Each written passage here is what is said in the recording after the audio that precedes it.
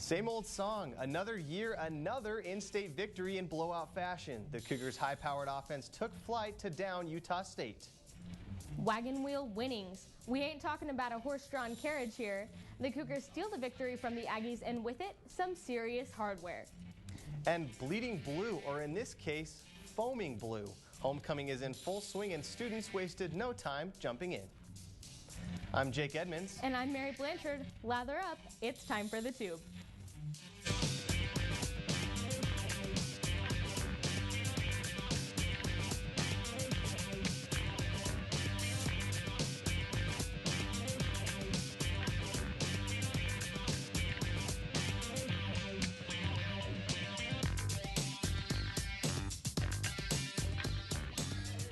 Happy homecoming, Jake. Yeah, I'm really excited for the activities this week. I love homecoming week, and I love that it leads into a football game on Saturday.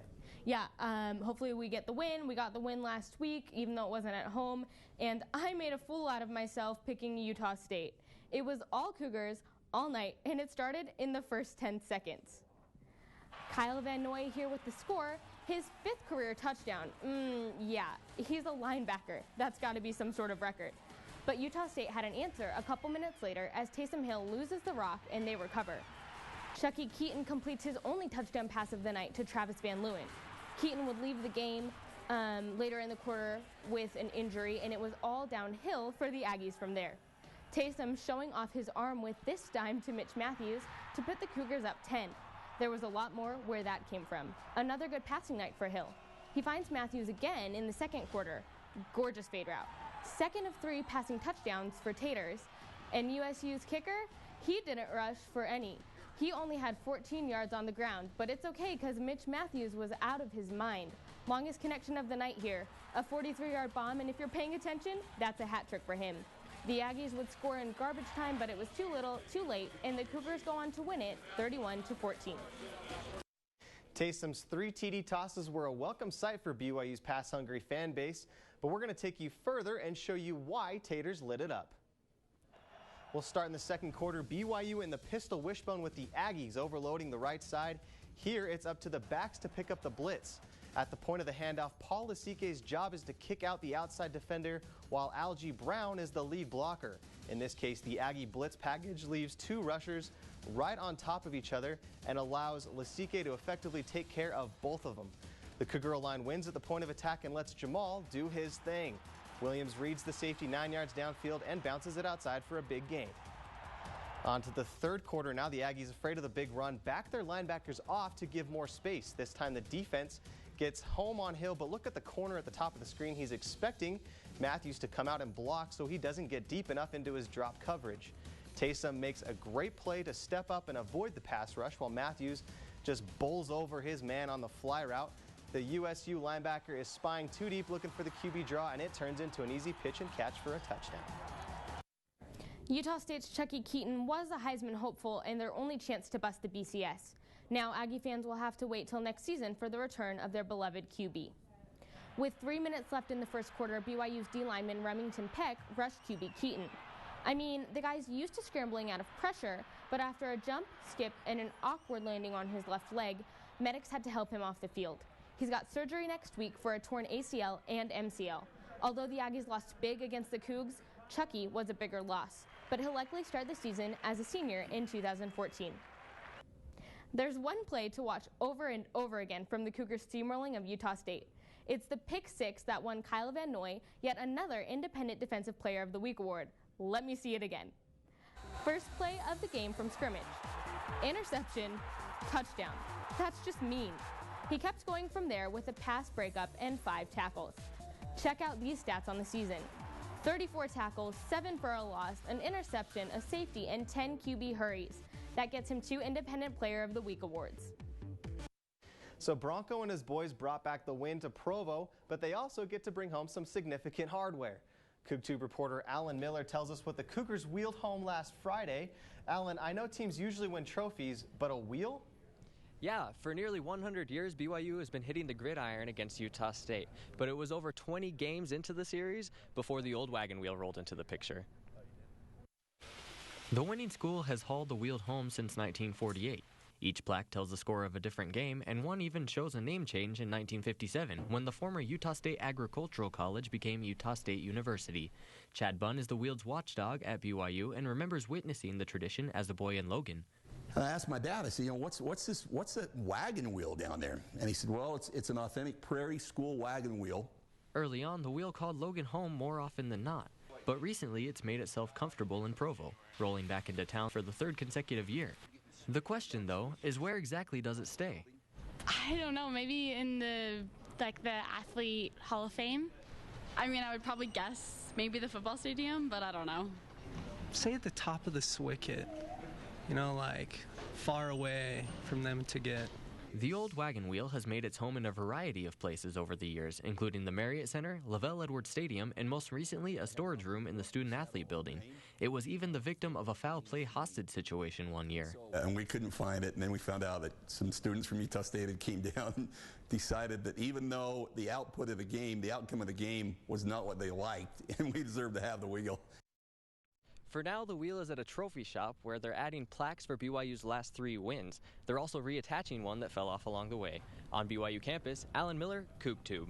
So Alan, where's the Wheel going to go after it's done in the shop? Yeah, BYU is planning on displaying the Wheel at Legacy Hall and the SAB on campus, along with all of the other trophies.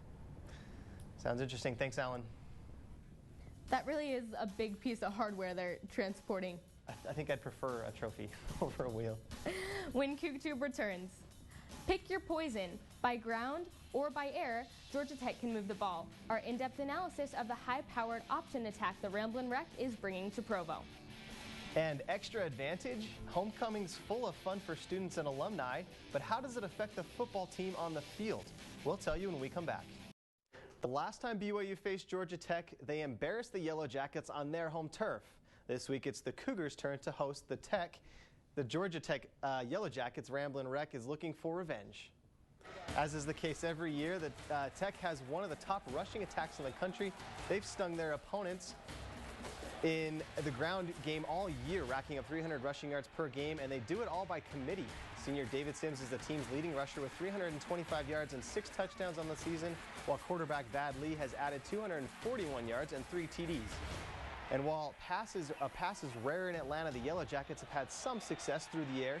To go along with his carries, Lee has 625 yards and 7 TDs throwing the ball. The Cougs will need to stack the box, but stick to their assignments with this tricky Georgia Tech offense. Here's a look at here's a closer look at Georgia Tech's ground attack. The Yellow Jackets are among the top 15 in the country in carries, yards, and TDs, and 23rd in yards per carry with just over 5. Before leaving the Mountain West, BYU played the triple option each year with Air Force. Days of playing the academy are in the past, but Georgia Tech is bringing the old school offense back to Provo. CoogTube reporter Skylar Hardman is taking us inside the Old Wing Tee. Is to hand the ball off inside. They call that the dive. So here's a couple plays where that happens, and David Sims gets a first down. The key here will be Ethan Manumaleuna for the Cougars. His job will be to stop that. In this instance, Sims is able to break a tackle. That's something BYU is very good at, both in their defensive line and linebacking core. They don't allow a lot of broken tackles, and that will be huge for them. After that dive option, the quarterback can choose either to keep it and go outside if he doesn't like what he sees inside, or he can pitch it. So here's a couple more plays where Vaz looks to pitch it. On this one in particular, he nails the timing. He goes outside, and just before he gets hit, he lets go of the ball. Lee executes it perfectly. On this next look, though, as the defense tries to push Georgia Tech towards the outside, it works, and Lee actually pitches it too early. You see him, he let go of the ball before a defender was even near him. Turned into a Georgia Tech first down, but that's not going to happen very often. This powerful offense has allowed them to be excellent in third down conversions, second most in the country as far as percentage goes, as well as they can throw the ball pretty well. So that's a look inside the triple option, Jake. It's homecoming weekend. The Cougars young and old are on campus, and to celebrate the old blue and white, we'll be seeing stripes at tomorrow's game. So let's take a look at color coordination. Now you've got the shade of each section. Evens are white, odds are blue, and if you've got a ticket to the game, it'll tell you right there on the ticket what you should be wearing. And if that wasn't confusing enough, Tradition, Spirit, and Honor will be debuting for the one and only time this season. Kyle Van Noy suggested it be a homecoming-only jersey, and after a team vote, well, we better memorize the team's numbers by tomorrow. Stripes in the stands are great, but it's the stripes on the field that everyone looks at come game time.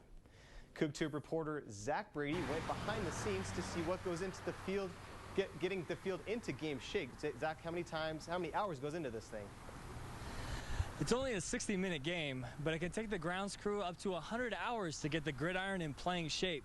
That's a lot of time, but come game day, it's totally worth it. This Kentucky bluegrass is the perfect surface for football in Utah. It handles extreme heat and survives the harsh winter.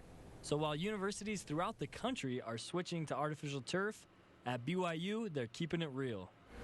The grass grows really well during that time, and I mean, it's a better surface, in my opinion, and it's a safer surface, and I think everybody likes it.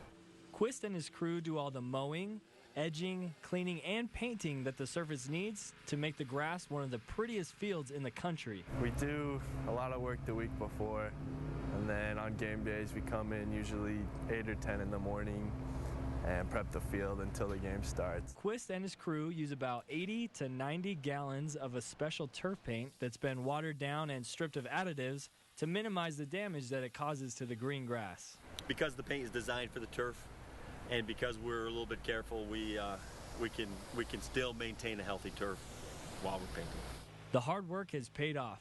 Quist says he was proud to see the field hold up following a 2-hour rain delay before BYU Texas, something quarterback Taysom Hill made sure to take advantage of, running the ball for 259 yards. So tomorrow morning, the grounds crew heads back out to the field and hand paints on the blue that goes around the edges of the white that makes it look really good and makes it pop. At LaVell Stadium, Zach Brady, CoogTube. Who knew? Thanks, Zach. The turf at LES isn't the only grass that turned blue this homecoming week. Release the foam. Gallons and gallons of the fluffy blue stuff turned the Helaman Hills into a gigantic slip and slide on Wednesday. Just one of the traditions happening for homecoming week. Don't forget the free blue pancake breakfast Saturday morning at 8:30 on the Mazer Stairs and at the Creamery, and the parade along 9th East at 10.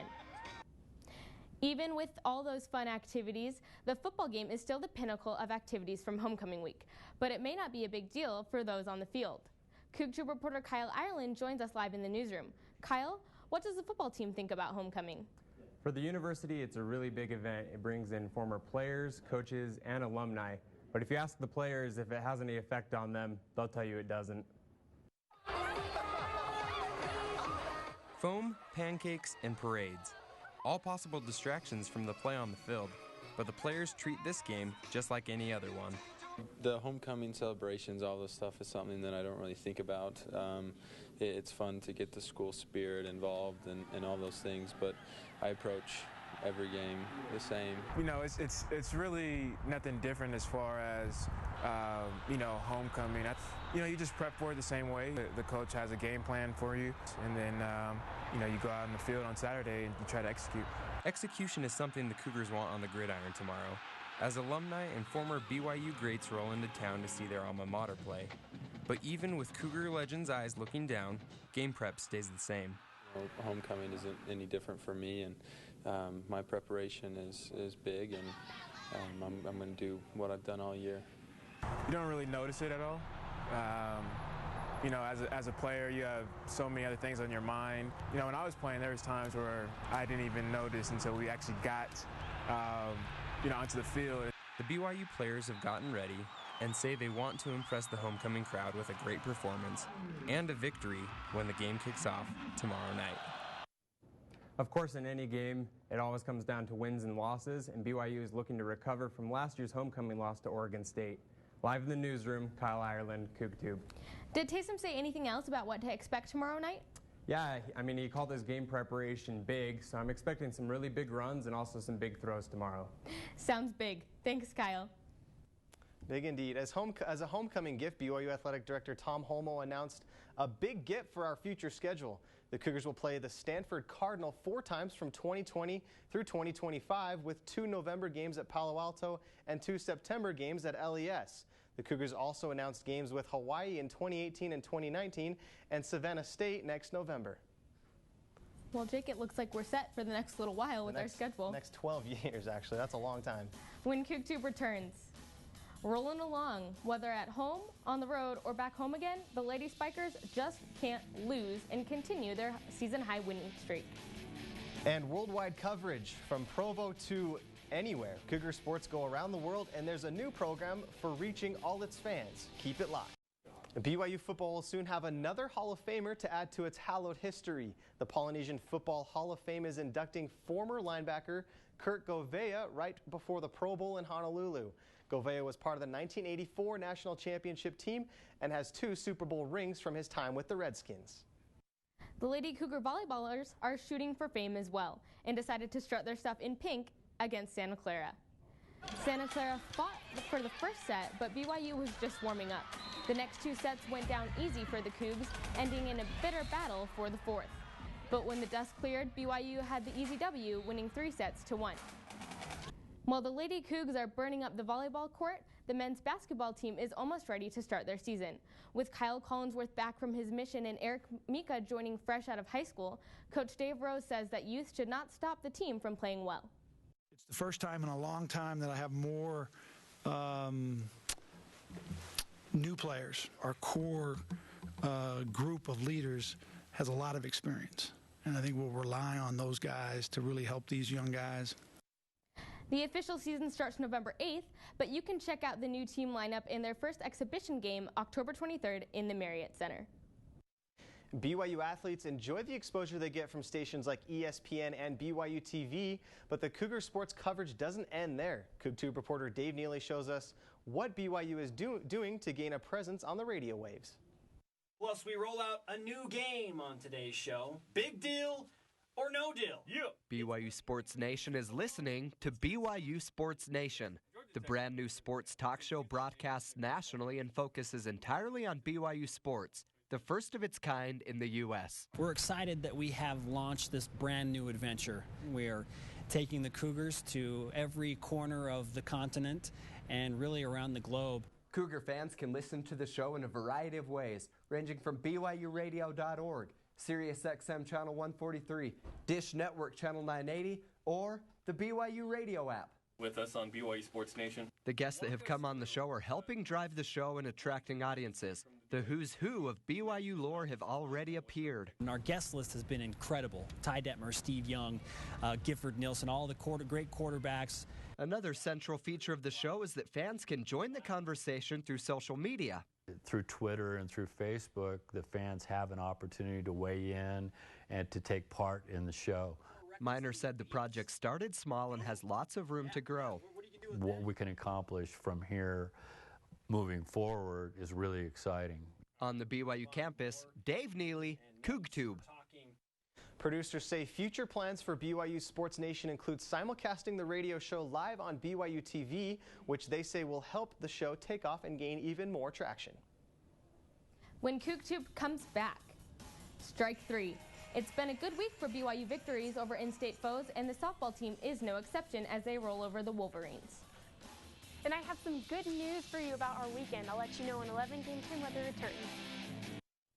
BYU softballers have begun preseason play, and so far, so good. They coasted to an easy 6-1 victory over UVU. The in-town rivals, maybe not so much. The Wolverines were never a threat after the Cougars notched 5 runs in the first. The 7-inning simple skirmish ended 6-1 for the blue and white, and the squad returns to Gale Miller Field for a tournament kickoff next Friday.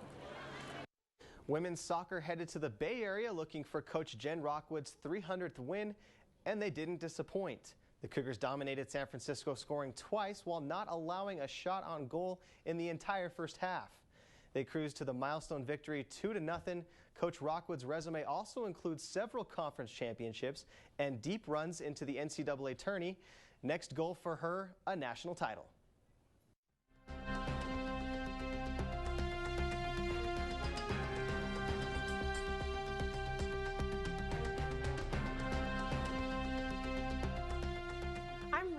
excited about this weekend, especially today. If you take a look outside, this is BYU campus, and it is a sunshiny day today. Those clouds are clearing up, and currently right now it's about 48 degrees. There is a little bit of a breeze going on, so it may feel a little bit cooler than that. But our little breeze, low humidity, and it's just going to drop as our skies clear up. Now let's talk about game night. So it will be breezy. We'll have clear skies though, and it will be a little cool. I think the magic of homecoming week has convinced Mother Nature to let us have a good weekend for our homecoming game. So that'll be nice. The sun will set during the game, so those sitting on the east side of the stadium, be sure to bring those sunglasses. All right, our highs around the state are looking very nice. Like I said, our weekend here we have up in northern Utah County, or northern Utah, we're having 50s all around, and then in southern Utah, they are warm in the 60s, and in St. George, they're seeing that sun at 71 degrees. Their 5-day forecast is looking very warm. St. George will be seeing a lot of sun this week. Sun, sun, sun. As they go on in northern Utah County, though, we will get to see some sun ourselves. We will have on on today, Friday, Saturday, we'll have sun. On Sunday, we'll be expecting maybe a little bit of rain, and on Monday and Tuesday, we'll get a little bit more possible chance of rain, but we'll have sun this weekend, so that's something to enjoy and look forward to. Thanks, Eliza. It's now week 3 in the rectangle, and just like the temps outside, my record's been dropping. Yeah, I put up a big goose egg last week, going 0 for 2. I guess that's what I get for picking against our Cougs. Eliza has pulled into the lead with an unblemished 4-0 record. Jake slides into second at 3-1, and the reporters and I bring up the rear at 2-2. We'll be picking BYU, Georgia Tech, and Utah Stanford this week. Jake, let's start with you. Okay, I was also in the wrong picking Utah State to beat BYU. That's why I have my one loss. I'm still 3-1. This week, I'm not doing it again. I'm picking BYU to beat Georgia Tech, and then I have Stanford coming into Salt Lake. I know Utah played UCLA last week pretty well. They had a kind of a close game. They actually could have tied it up at the end. Stanford is a little bit more sound. I think they'll capitalize off of Utah's turnovers more than UCLA could. I have Stanford winning in Salt Lake. Okay, Kyle. Well, I have a hard time picking against my Cougars, so I'm actually going to go with BYU also. I think that our defense is really solid, and I think we're going to expect a similar result to what we played last year against Georgia Tech. As far as Stanford and Utah, I don't see Utah pulling out a victory unless Kevin Hogan, throws 6 interceptions like Travis Wilson of Utah did last week. Okay, Eliza. Well, I'm also going with our BYU Cougars for this game. I think we match up quite nicely, and I think we'll have a good game this weekend. And for Stanford, I'm going with my dancing trees again. They're good luck. I'm telling you, Utah is undefeated when they start out strong, but when the opponent starts out strong, they're winless. And I think Stanford's going to come out strong on them.